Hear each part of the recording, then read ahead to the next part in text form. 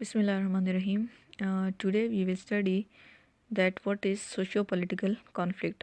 Socio-political conflict को हम combine करके ही करते हैं. Conflict exist. सबसे पहले हम देखते हैं what is social conflict and then हम आएंगे political conflict की तरफ. तो conflict exists in all societies, social arenas. Social conflict arise due to attitudes, ethics, values, identity on which the society is based. Obviously जो different societies होती हैं उनकी norms culture behaviour सब कुछ डिफरेंट होता है. उनके ethics values identities attitude different होते हैं. तो कॉन्फ्लिक्ट जो है वो वहाँ सोसाइटीज़ के अंदर कंपल्सरी होता है. तो सबसे पहले हम एटीट्यूड को देखते हैं. Attitude means the way an individual is dealing with one self and other based on what and how one thinks about the human dignity, appreciation of others, empathy, justice and fairness. अब society के अंदर जो different societies होती हैं उनमें individuals का अपना अपना बिहेवियर होता है, अपना अपना एटीट्यूड होता है, अपनी थिंकिंग होती है और उनके अपने आइडियाज़ होते हैं किसी भी चीज़ के बारे में. तो human dignity is how one thinks about his own worth as an individual and that of the others.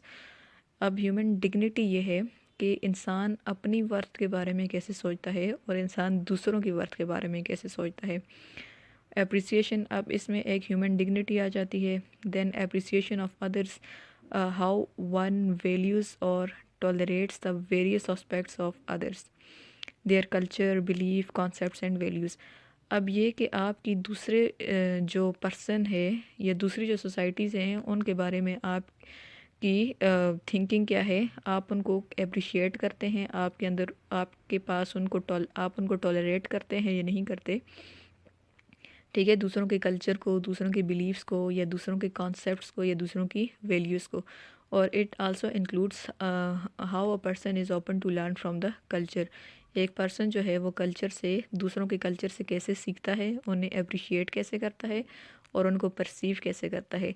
Then there is the term empathy, how one is willing and able to imagine the feelings and viewpoint of the others with the aim of understanding.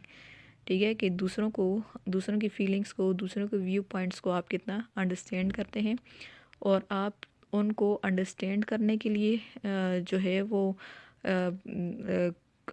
उनके बारे में जो जानने की कोशिश करें, क्या आप उनको अंडरस्टैंड करने के लिए जानने की कोशिश करें या आप उन्हें क्रिटिसाइज़ करने के लिए जानने की कोशिश करें.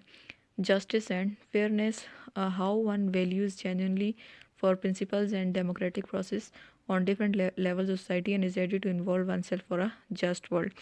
अब एटीट्यूड, आपका एटीट्यूड सोसाइटी के अंदर बहुत मैटर करता है और डिफरेंट सोसाइटीज़ के अंदर डिफरेंट एटीट्यूड्स होते हैं, डिफरेंट वैल्यूज़ होती हैं.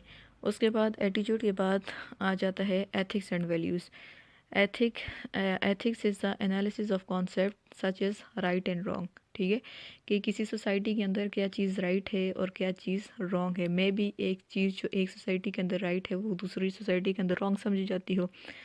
तो इस तरह से ये एक डायमेंशन बन जाती है कॉन्फ्लिक्ट की. ऑब्लिगेशंस, रिस्पॉन्सिबिलिटी और should duty. Ethics examines morality. It reveals what is right and what is wrong, what is good or what is bad. Actually means when applied to the human decision, actions and behaviors. Ethics investigates uh, what one can do compared to what one ought to do. ठीक है, अब ethics में क्या क्या चीज़ें आती हैं कि एक इंसान को क्या what one can compare to what ought to do, कि व्हाट कैन डू क्या कर सकता है इंसान. ठीक है, means what a person can do in society and what he should do. ठीक है, ही ऑट डू का मतलब है कि उसे क्या क्या करना चाहिए, कि इंसान एक सोसाइटी के अंदर किस तरह से रहता है और उसे किस तरह से रहना चाहिए. ये सारी चीज़ें एथिक्स के अंदर आती हैं. Ethics is a system of moral principles by which the human action may be judged as good, bad, right और रॉन्ग. ठीक है, सिंपल इससे एक सिस्टम होता है मॉरल प्रिंसिपल्स का जिसकी बेस पर ये देखा जाता है कि कोई चीज़ कितनी कोई इंसान जो है या कोई पर्सन जो है उसको जज किया जाता है कि वो कितना अच्छा है या कितना बुरा है, कितना सही है या कितना गलत है. Values are principles, ideas or things we are or for against. We express our values in the way we think and act. We attribute too much worth to the values. They give purpose to our lives. Actually जो हमारी values होती हैं वो हमें purpose देती हैं, वो हमारा पर्पस बन जाती हैं। वैल्यू होती क्या है? The thing that gets important, that gets importance in our life. ठीक है, जो चीज़ें हमारी लाइफ में इम्पॉर्टेंस ले लेती हैं वो हमारी वैल्यूज़ होती हैं। ठीक, जैसे हमारी सोसाइटी के अंदर, in Pakistani society, women use modesty. ठीक है, जैसे वमेन जो हैं वो मॉडेस्टी को फॉलो करती हैं, पर्दा वगैरह करती हैं, और जब लोग आपस में मिलते हैं तो वो एक दूसरे को सलाम करते हैं, जब बड़े आते हैं तो उनके सामने उठकर खड़े होते हैं। ठीक है, या बड़ों की रिस्पेक्ट करना, ये सारी चीज़ें हमारी सोसाइटी की वैल्यूज़ होती हैं, और ये डिफरेंट सोसाइटीज़ के अंदर डिफरेंट होती हैं। ठीक है, हमारे सलाम करने का अंदाज़ और होता है, हिंदुओं के सलाम करने का अंदाज़ और होता है, वेस्टर्न्स के सलाम करने का अंदाज़ और होता है। तो ये जो डिफरेंट वैल्यूज़ होती हैं, these may be conflicting in different societies. उसके बाद आ जाती है रिस्पेक्ट, सेल्फ रिस्पेक्ट, पर्सनल और integrity, for the dignity of the others, for the community, for the rule of law, for legitimate authority, for public and private property. दूसरों की property की respect, दूसरों की जो ऑनर है उसकी रिस्पेक्ट, दूसरों की आइडियाज़ की रिस्पेक्ट, ओपिनियन की रिस्पेक्ट, दूसरों की सेल्फ रिस्पेक्ट की रिस्पेक्ट, या उनकी जो या स्पेशली सोसाइटी के अंदर अगर हम लें, लॉज की रिस्पेक्ट। ठीक है, या एल्डर्स की रिस्पेक्ट। ये जो जितनी भी चीज़ें हैं ये सोसाइटी का पार्ट होती हैं, और ये डिफरेंट सोसाइटी के अंदर डिफरेंट होती हैं। अगर कहीं पर आपकी रिस्पेक्ट जो है उसको हर्ट किया जा रहा है, उसको चैलेंज किया जा रहा है, तो सोसाइटी के अंदर कॉन्फ्लिक्ट राइज होता है। ठीक है, अगर आप लॉज की रिस्पेक्ट नहीं करते, अगर आप एल्डर्स की रिस्पेक्ट नहीं करते, या आप किसी की प्राइवेट प्रॉपर्टी की रिस्पेक्ट नहीं करते, ठीक है, या आप दूसरों की वैल्यूज़ की रिस्पेक्ट नहीं करते, तो ऑब्वियसली कॉन्फ्लिक्ट जो है वो राइज होता है। उसके बाद आ जाती है ऑनेस्टी। किसी भी सोसाइटी के अंदर honesty is the best way और the best policy. Trustworthiness, depend dependability, ethical behavior, maintaining confidentiality, and impartiality towards relationship between the people and the group। ठीक है, ट्रस्टवर्दी हो किसी बंदे के ऊपर, किसी भी ह्यूमन में ही मस्ट बी ट्रस्टवर्दी। ठीक है, और एथिकल बिहेवियर्स हों, किसी दूसरे की जो कॉन्फिडेंशियलिटी है उसको मेंटेन करना, या इम्पार्शियल होना, ये सारी चीज़ें जो है ये, या अपना काम जो है वो ठीक तरीके से करना, अपने काम के साथ जस्टिस करना, लोगों के साथ जस्टिस करना, ये सारी चीज़ें ऑनेस्टी के अंदर आ जाती हैं।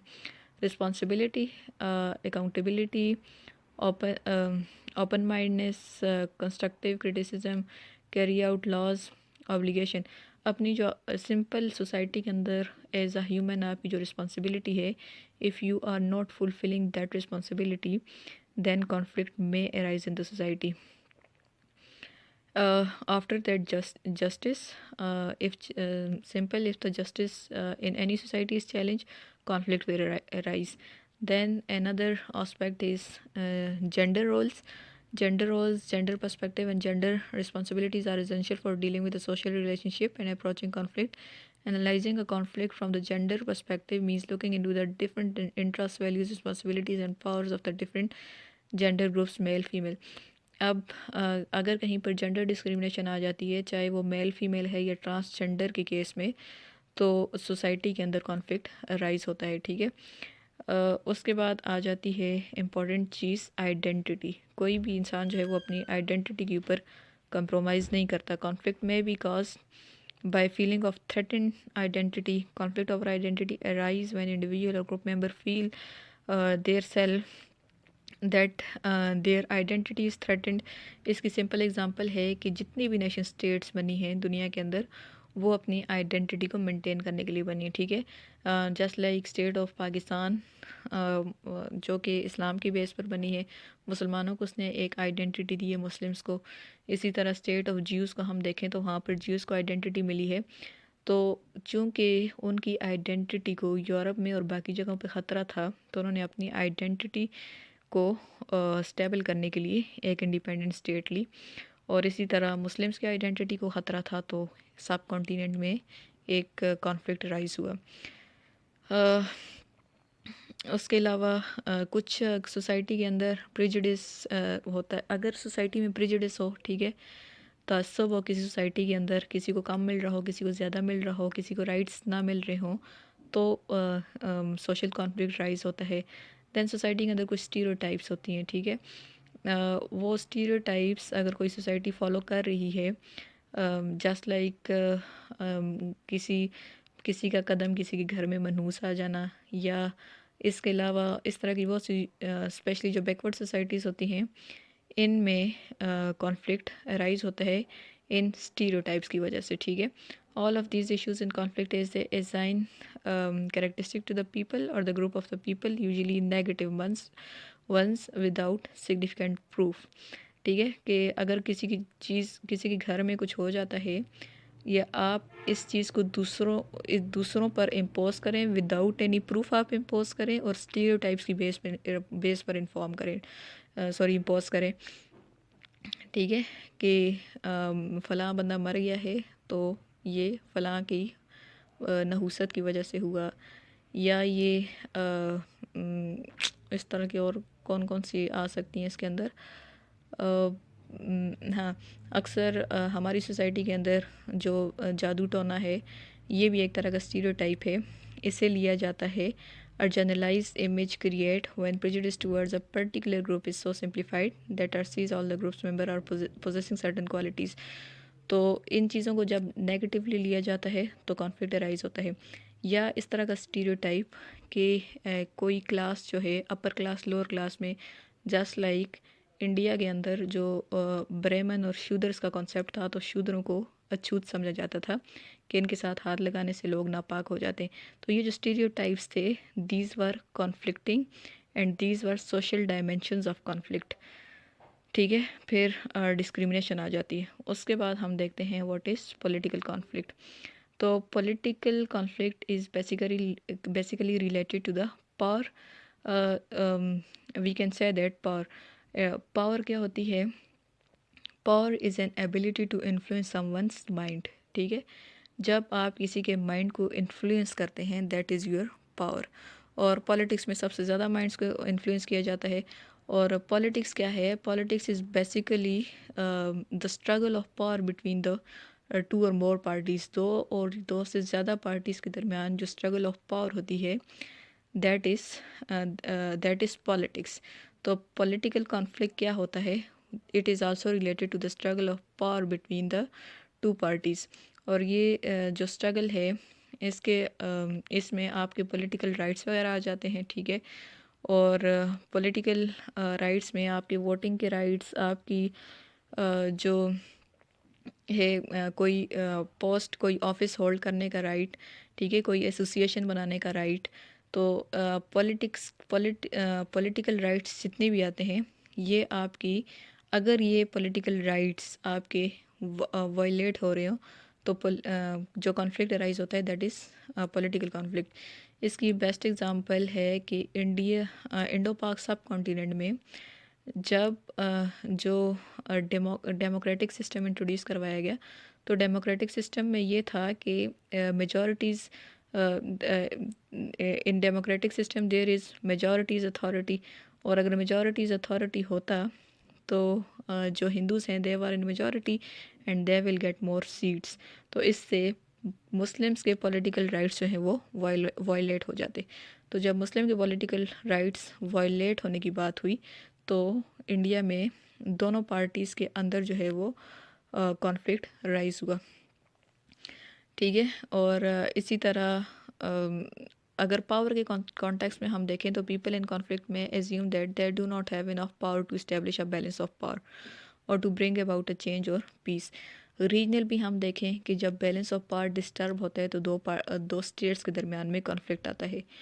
अगर पॉलिटिकली हम देखें, तो अगर एक पार्टी को ये लग रहा है कि दूसरी पार्टी के पास पावर है ज़्यादा है और वो अपने इंटरेस्ट ज़्यादा परस्यू कर रही है, और जो फर्स्ट पार्टी है उसकी इंटरेस्ट जो है वो ज़्यादा परस्यू नहीं हो रहे, तो सोसाइटी के अंदर ऑटोमेटिकली क्या होता है? कॉन्फ्लिक्ट राइज होता है, ठीक है।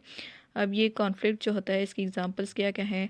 Destructive physical power, destructive military power, power of propaganda which manipulates individuals thought. In this slide, power is negative as it is directed against the well-being of the people.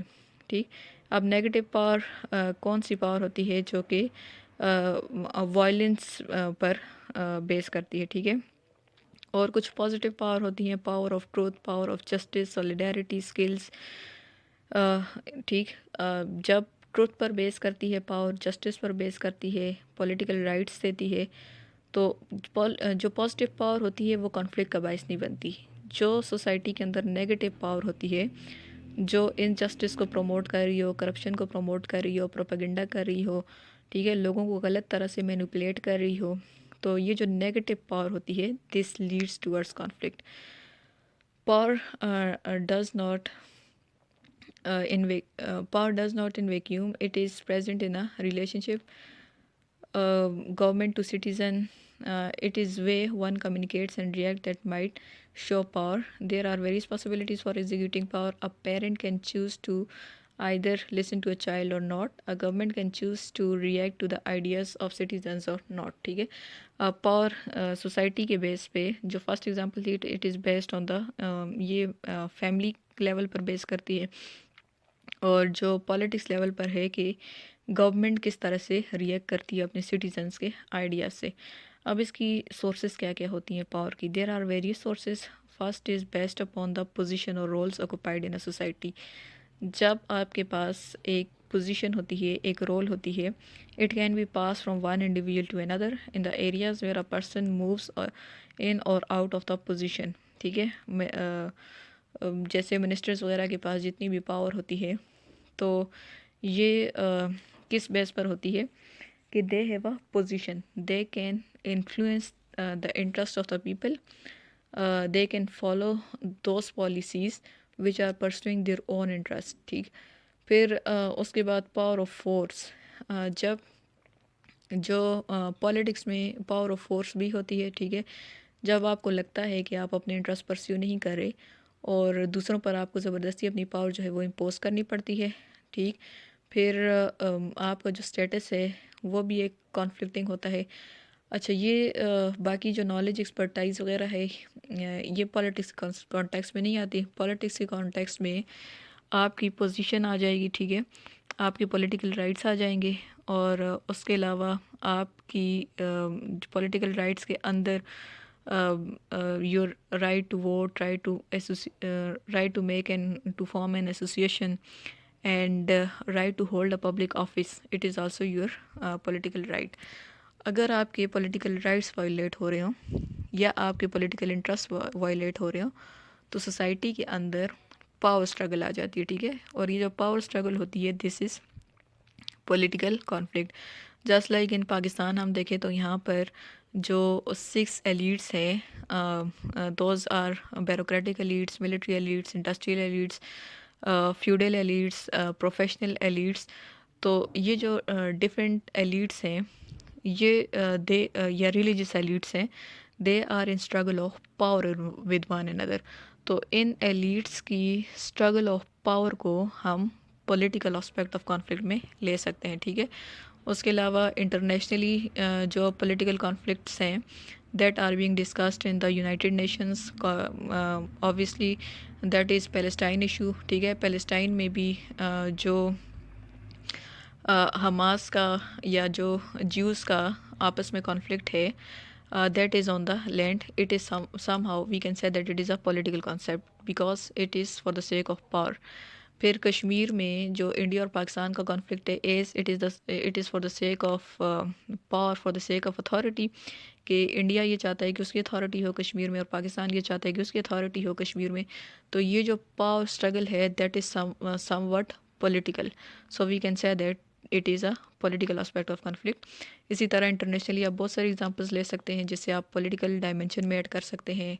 Domestically आप example अपनी जो 6 elites की struggle है उसको लेकर आप political dimension of conflict को मज़ीद एक्सप्लेन कर सकते हैं। So this was our socio political dimension of aspect of conflict.